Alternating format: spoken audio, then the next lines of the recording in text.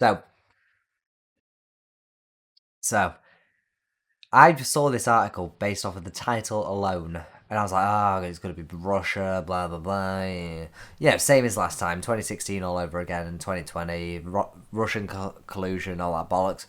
But, I saw, like, Trump's campaign was complaining about it, so it's like, oh, well, that's usually the Democrats' thing, saying that, Russian influence. And I saw this by the Labour Party. Now, I have read a little bit of this article, and I know it's the UK Labour Party, and this just can't wait. Like honestly, if you want the British people to like you more, it's to go at the Labour Party at the moment. Because yes, it was strain our special relationship that we have. Our special relationship, yeah, one that's been dead since fucking Blair and Brown. Fucking was it Tony Blair, George Brown, something like that. Okay, no. But yeah, no, I know it's going to strain our special relationship, but fuck it, do it. No one cares about the Labour Party here. Nobody. Right, let's give it a quick read. The Trump campaign team has called for an investigation into what it claims to be blatant foreign interference in the election by the Labour Party. Complaints to the U.S. Federal Electoral Commission claims there has been interference in the form of apparent illegal foreign national contributions made by the Labour Party of the UK, which have been accepted by the Kamala Harris campaign. References in the Washington Post reports that suggested strategists, here we go, linked to, fucking hell, it's been a long day for me. Strategists linked to the British Labour Party have been offering advice to the Kamala Harris campaign, Kamala Harris, about how to earn back disaffected voters and run a winning campaign from the centre left. So it mentions in the Telegraph report that Morgan McSweeney, Sir Keir Starmer's chief of staff, and Matthew Doyle, his director of communication, attended the convention in Chicago and met with Miss Harris's campaign team. There is no evidence that the Labour Party has made any financial contributions to the Democratic campaign, something that is prohibited under US law, but some of Mr. Trump's allies nevertheless taken issue with Labour Party staff volunteering on Miss Harris's campaign, even though it is permitted under US law as long as said volunteers are not compensated for their work. So basically, they have to no money, and if they are to help, that they are not given any gifts. I don't know how it is with because I know over in the UK you can receive campaign gifts, but you have to disclose them, which Keir Starmer didn't do with all his fancy clothes and whatnot. Actually, I believe Keir Starmer actually had, what was it, the most amount of money given to him via gifts out of every prime minister running that we've had running in the last few elections. More than Boris, more than fucking Rishi Sunak, and someone else as well. Theresa May, I believe. But yeah, see, it's interesting because as much as I like Trump, I am going to point this out to be sort of very centre and non-biased.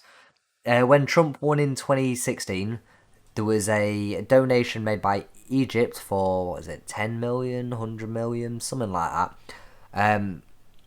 Now, they couldn't find evidence of this, but they basically traced a influx of money in Trump's sort of campaign that came sort of seemingly out of nowhere, and a disappearance of the US dollar reserve in Egypt roughly the same time, but there's no direct correlational link between the two.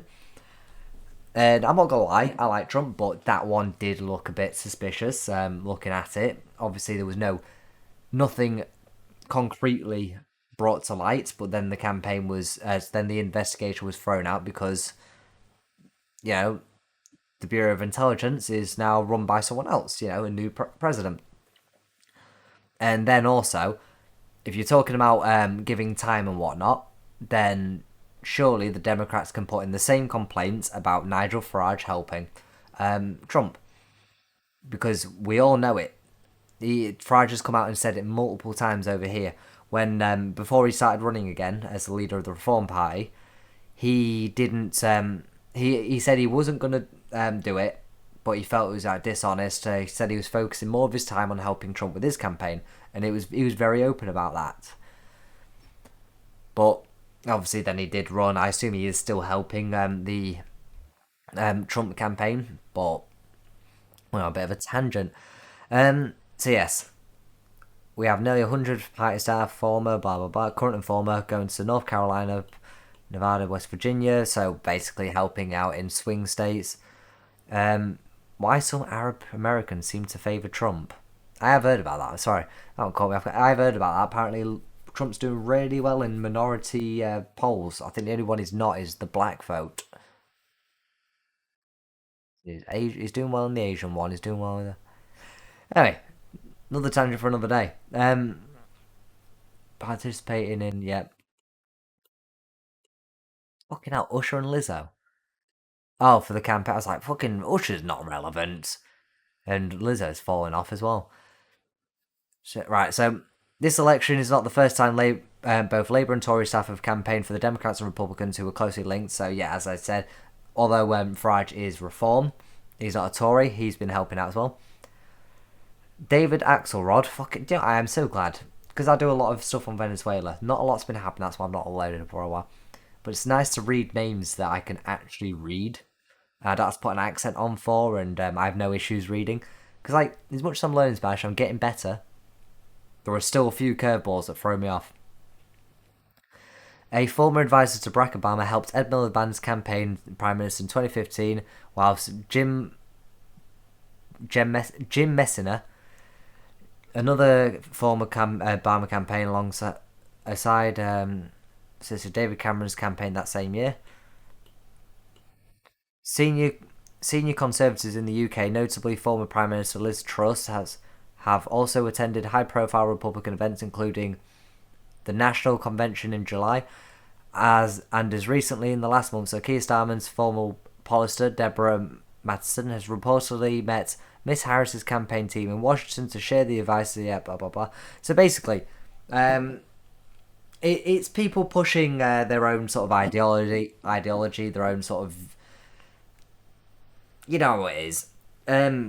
We think we're right, so we're going to help everyone else. So effectively, it's not interfering; it's helping effectively. But that help can also swing an election. So it depends where you swing on that. But in the eyes of the law, going there and helping them, both in the UK and the US, is legal, as long as financial contributions are not being made by prominent political members. Oh, I can't wait to read more on this. I genuinely can't wait to find out more, especially if it's affecting the special relationship. Because I would love to see fucking Trump and Keir Starmer butt heads. Oh, it's gonna be beautiful. It's gonna be beautiful.